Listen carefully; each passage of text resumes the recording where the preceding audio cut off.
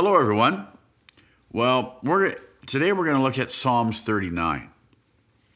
And I like Psalms 39. I can really relate to it. We don't know exactly what event in David's life caused him to write this, but we know that he wrote it to sing in a public worship service. But anyway, let's jump right in here. Verse 1. Psalm 39, verse 1. I said, I will guard my ways, that I may not sin with my tongue. I will guard my mouth as with a muzzle, while the wicked are in my presence. He said, I said. In other words, this is something that I'm going to commit myself to.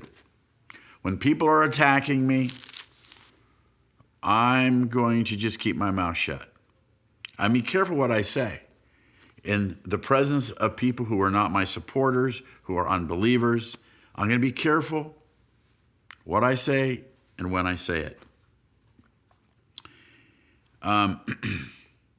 We're in a time in the church, just generally, that we have to be very careful about doing interviews with newspapers or the television, because often the people doing the interviewing aren't exactly friendly. They're looking for a gotcha moment. And that's especially true right now as, we've been meeting and feel very strongly about our religious liberty. And a lot of people don't agree with us. We're going to be opening up our schools on September 8th and here again.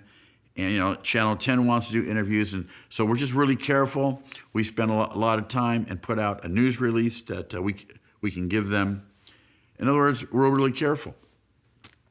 Jesus warned us in Matthew chapter 7, verse 6, that if we're not careful what we say around people who, I don't want to say they're our enemies, but don't appreciate our faith, that in some instances, they'll use what we say, turn on us, and tear us to pieces, which Mark and I have actually experienced in years past.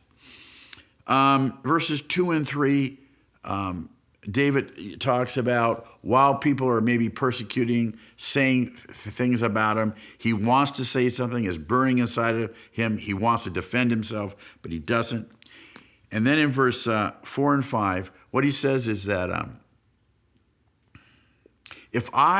as people are attacking me, if I look at those people with eternity in view, how God views them, the fact that this particular situation will pass. It's not, it's not going to affect me for the rest of my life. It's just everything changes. It's a lot easier to keep your mouth shut and wait on God. Verse 7, David talks about the importance of waiting on God before you speak, so you'll know what you want to say, how you want to say it. And that most reproof of people to Christians, a lot of times is just foolish. And he says that here. And then in verse 10, he begins to cry out in desperation, considering that situation for God to come and push back. He uses the word opposition, push back the opposition that's coming against him. And then at the end of verse 11, there's that word Selah again. There's a pause. And when they sang this psalm, the choir would stop. There was a pause, and it was so people could reflect what had been said up to that point. And in verse 12, David again appeals to God to hear his prayer and to respond. And one of the things he talks about strangers and sojourners here.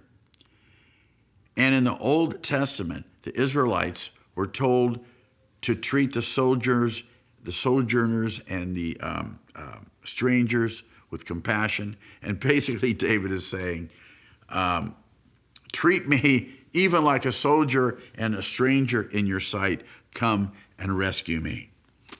And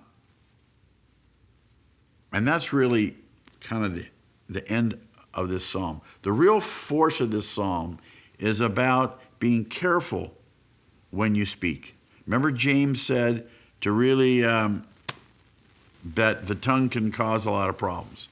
David recognizes this, and he wrote this psalm so that in public worship, people would be reminded to think before they speak. God bless you. We'll see you next time.